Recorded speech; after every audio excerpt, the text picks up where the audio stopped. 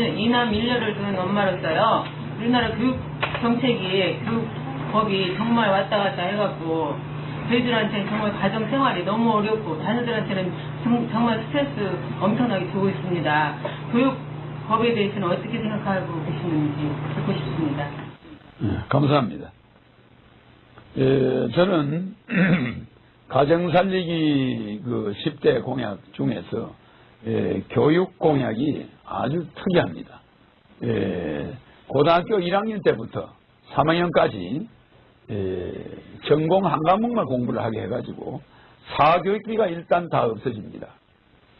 사교육비가 없어지고 고등학교 1학년부터 3학년까지 전공 과목만 전공하게 한 과목만 시험을 쳐서 대학에 들어갈 때는 또 한 과목만 시험을 칩니다.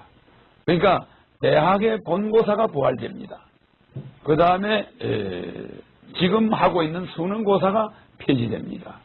그러니까 내가 음악을 하는데 수학 영어를 100점을 받아야 서울대 음대를 가는 거 없어집니다.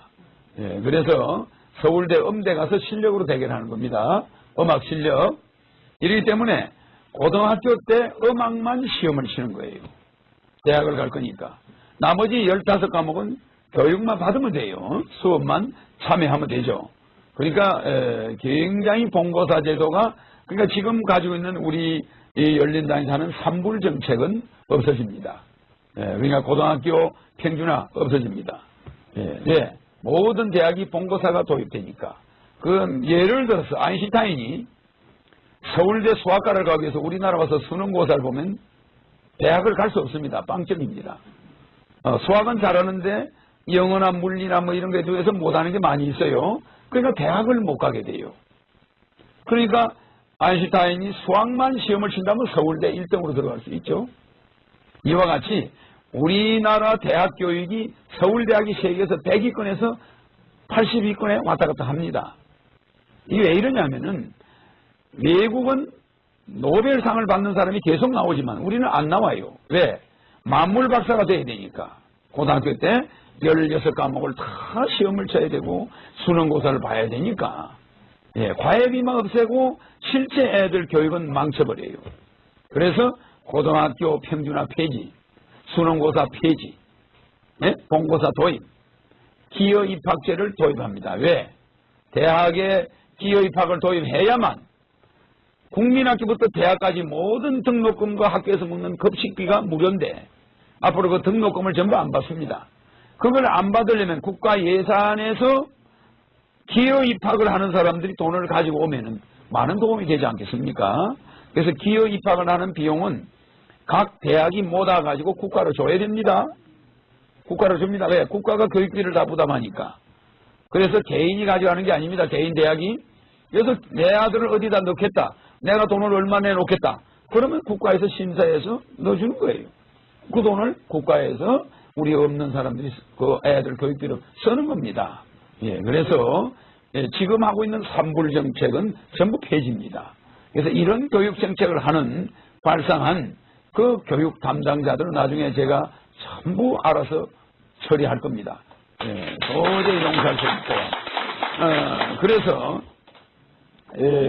고등학생들이 어머니가 콩나물을 다듬고 있으면은 지금의 어머니들은 어떻게든 15과목을 공부해야 되니까 절대 콩나물 못 다듬게 합니다.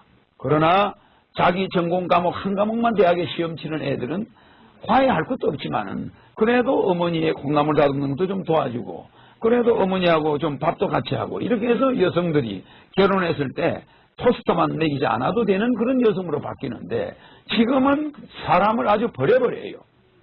그래가지고 애들이 자살 세계 1위입니다. 정말 아파트 시험 보고 나면 아파트 위에 올라가서 떨어져서 죽고 싶은 학생들이 많아요. 그리고 어머니들은 그 시험 점수에만 너무 연연합니다. 이러니까 이것은 참 우리가 이 교육 망국론이 확실한 거예요. 그런데다가 애들 참 국민학생, 중학생들 그 뭐 애들 말입니다. 어머니 아버지한테 막 전화가 오죠. 뭐 전화 오느냐? 왜 애가 지금 식사비를 안 보냈느냐 이거예요. 식사비를 보내라 이거예요. 그러니까 어머니 아버지들이 돈이 없는 사람들은 그 돈 그것도 제대로 못 보내는 사람들이 많이 있잖아요. 그러니까 그 학부모들의 고통, 대단합니다. 그래서 애들은 누구나 그냥 학교에 가면 밥 그냥 먹어요. 학교 등록금 절대 안 냅니다. 그래서 대학까지 교육은 전부 우리 교육평등의 원칙에 헌법에 교육평등의 원칙이 있습니다. 헌법에 우리 국민은 교육을 받을 권리가 있기 때문에 교육평등의 원칙을 우리 국민은 적용된다. 이렇게 헌법에 보장되어 있어요. 그래서 나는 모든 학생이 공부하려고 하는 학생은 전부 공부할 수 있게 해줍니다. 그래서 대학 모든 수업료를 국민학교부터 대학까지를 다 폐지하고 또 시험 문제가 해결되면서 사교육비가 세계 1위입니다. 우리 사교육비 우리가 나쁜 거 480가지 중에 사교육비 세계 1위입니다. 청소년 자살 세계 1위입니다. 이게 뭡니까? 청소년 탈선 세계 1위입니다. 청소년 흡연율 세계 1위입니다. 이게 다 망국적인 15과목, 16과목 대학 수능제도 때문에 생긴 겁니다. 이거 폐지해야 됩니다. 이런 교육제도를 그대로 하겠다는 사람들이 있다면 나는 절대로 용서하지 않을 것입니다. 교육제도는 바꿔서 선진국이 하고 있는, 미국이 하고 있는 각 고등학교 차별화. 자, 공부를 열심히 하고 싶은 사람은 공부 많이 하는 고등학교를 가. 그 다음 그냥 공부를 형식적으로 하는 사람도 있어요. 공부에 매력이 없고 만화를 그려서 세계를 제패하겠다는 사람도 있는데 왜 걔를 우리가 죽여야 됩니까? 그렇지 않습니다. 각자 소질이 있어요. 그래서 각자 소질이 있으면 그 사람을 고유하게 우리가 대우해줘야 되는데 쟤는 수능 시험이 몇 점이다. 이게 뭡니까? 인간을 무슨 점수로 그렇게 IQ 테스트 꼭 그런 걸로 우리가 IQ로만 인간을 할 수는 없잖아요. 마치 수능 점수가 무슨 IQ 점수 마냥 이렇게 해가지고 해서는 안 됩니다. 자기 소질 있는 자기가 적성이 맞는 대학에 서울대가 아니라도 또 의대는 또 어느 대학이 알아주고 또 음악은 어느 대학이 알아주고 이러니까 각 지방대학이 더 잘하는 것도 있습니다. 그렇잖아요. 그러니까 각자 그 대학에 가서 자기 소질 있는 데 가서 한번 붙어보는 거예요. 거기서 떨어지면은 좀 안 좋은 대학에 가면 되는 것이고 이렇게 해서 본고사 부활해야만 우리 교육이 살아나고 그렇게 됩니다. 그래서 고등학교 때 서울대 영문과 가야 될 애가 공부해야 될 것이 한 10가지 됩니다. 자, 말하자면 단어, 독해, 문법, 토익 뭐 해서 한 10가지는 전부 공부해 나가야 되는데 이 고등학교 때 15과목, 16과목을 다 만점을 받아야 서울대 영문과를 갈 수 있으니까 이거 하다 보니까 영어 공부를 소홀하게 할 수 있어요. 그 영어 단어를 고등학교 때 2만 단어 이상 그걸 암기를 해야 되는데 그 수구를 갖다가 하고 3,000개, 2,000개를 해야 되는데 이건 못하는 거야. 또 거기다 회화를 또 많이 해야 돼. 고등학교 때 해가 굳어버려요. 근데 회화를 많이 해야 되는데 고등학교 때 무슨 수능고사인가 그거 하느라고 엄청나게 고생을 하니까 그 수능시험 때문에 영어를 소홀히 하게 됩니다. 이러다 보니까 서울대 가면은 영어가 형편없습니다. 자, 고등학교 때는 정신 통일이 되는데 대학교 1학년 딱 들어가면 어머니나 아버지 중에 한 사람이 실업자가 되든지 몸이 아프든지 또 누가 돌아가시든지 이래가지고 가장이 돼야 될 애들이 있어요. 그래야 또 아르바이트를 해야 되네. 또 군대에서 오라고 독촉장 오네. 또 여자가 나타나서 연애하자고 그러네. 그래서 우리는 지금 웃지만은 이게 참 웃을 수 없는 심각한 문제입니다. 그러다 보니까 이 젊은 사람들이 대학에 들어가 놓으면 마음이 떠요. 일단 뜬 상태에서 단어를 배우려고 한다, 수구를 한다, 회화를 배우려고 한다. 이거 도저히 안 됩니다. 약속 핸드폰은 또 한 사람마다 다 있어가지고 이리 와라 저리 가라 전화는 와서 메시지 와서 하니까 단어가 외워집니까? 옛날에는 내가 단어를 외울 때는 10시간 앉아있으면 10시간 동안 전화 한 통이 없잖아요. 전화가 걸고 싶어도 물론 전화가 없었지만은 그런데 지금은 핸드폰이 있잖아요. 또 메시지가 막 옵니다. 그러니까 애들이 이게 머리가 들어가지는 않는 거예요. 그러니까 우리 대학 교육은 망쳐버립니다. 그래서 대학의 지금 교육은 형식적인 교육이에요. 왜? 장강하려고 가는 교육입니다. 대학 졸업장 받아야 장강하니까. 이거 이래가지고는 우리나라가 경제적으로 발전될 수가 없어요. 모든 기술을 미국에서 사오고 작년에 미국이 전체 수출에서 적자가 1,000억 불이 넘는데 그 사람들이 뭘로 흑자를 메꾸느냐, 흑자가 되느냐. 그 사람들이 우리나라에서 받아가는 지식료. 그걸 뭐라고 그럽니까? 로얄티라고 그럽니다. 로얄티. 로얄 젤리 마냥 쏙쏙 뽑아가요. 우리나라에서 진짜 로얄 젤리는 그 사람들이 뽑아가 버려요. 그럼 우리는 껍데기만 안고 있는 거야. 껍데기만. 그럼 왜 그 사람들이 가져가? 거기에 전 세계의 머리 좋은 애들은 거기 전부 유학 와가지고 거기에서 전부 특허를 내니까 그 사람들은 지적 소유권이 세계 1위야. 지적 소유권.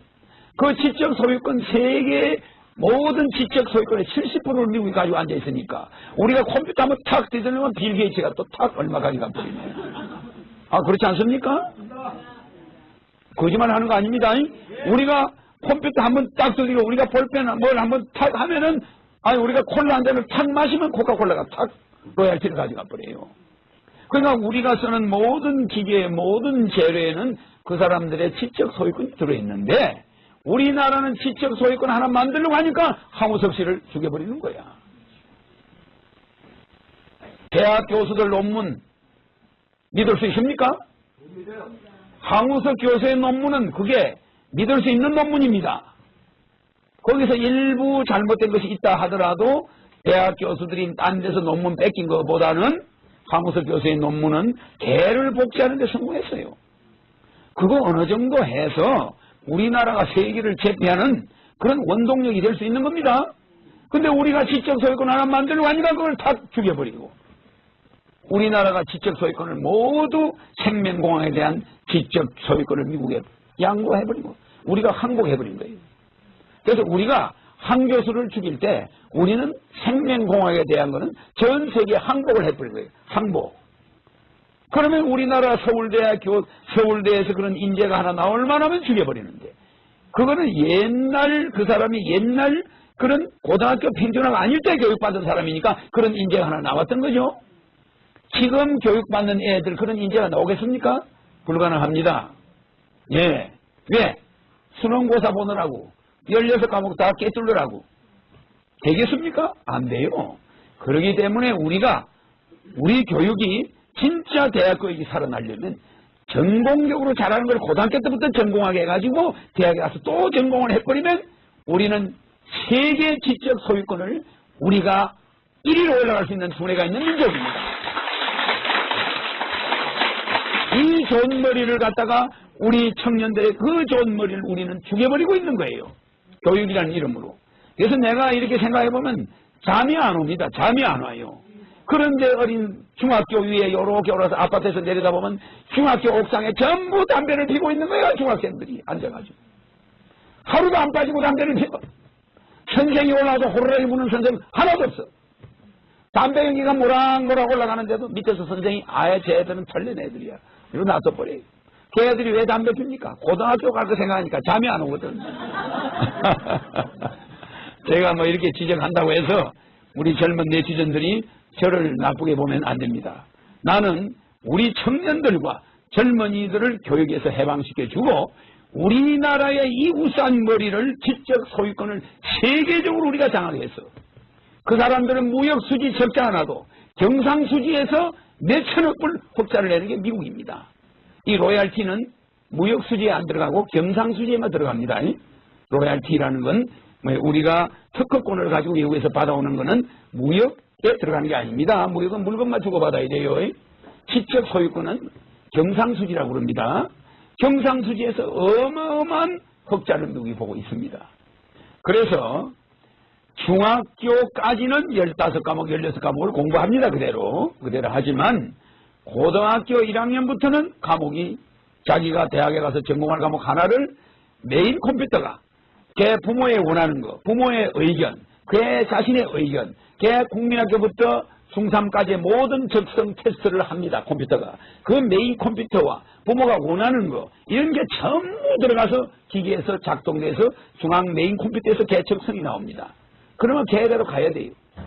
그대로 가야 됩니다. 중간에 자기가 바꿀 수는 있습니다. 메인 컴퓨터에서는 내가 영문과를 가야 되는데 나는 영문과가 싫습니다. 이렇게 할 수 있습니다. 네, 그건 할 수 있으나 가능하면 그걸 따라가는 걸 원칙으로 합니다. 그래서 잘 보시면은 예를 들어서 의과대학을 가겠다. 그러면 의과대학을 가기 전에 의대에 들어가서 정해지는 게 따로 있습니다. 의대 가서 나는 치과 대학을 하겠다, 나는 뭐 치대가 좋다, 나는 뭐 정형외과를 가겠다, 나는 심리학과 뭐 참 정신과를 가겠다, 나는 외과를 가겠다, 이런 게 있지 않습니까? 그런데 모든 의사들이 성형외과만 하겠다는 거예요. 외과 의사가 안 되겠다는 거야. 그렇지 않습니까? 이럴 때는 그 학생의 의대 성적 순위에 따라서 딱 강제 배정이 됩니다. 지금까지 자기가 정형외과 가겠다 이렇게 했지만 절대 안 됩니다. 의대 본과 과정 1학기에 이미 그것이 정해져 버려요. 컴퓨터에서. 그러면 자기는 무조건 그 과를 가야 돼. 이 사람은 심리학과 쪽에 점수가 좋으니까 너는 정신과 의사 해야 돼. 이러면 그 변동할 수가 없어요. 이렇게 대학 과정에서도 물론 중앙 메인 컴퓨터에서 자기 전공을 컨트롤하겠지만 너무 과잉되는 인력은 생산하지 않겠다는 거예요. 너무 의사가 남발되거나 너무 변호사가 남발되거나 너무 판검사가 남발되거나 이런 건 이제 하지 않습니다. 다만 교육제도에서 지금의 판검사 제도는 완전히 바꿨습니다. 허경영 우주에너지 제품은 역시 본전!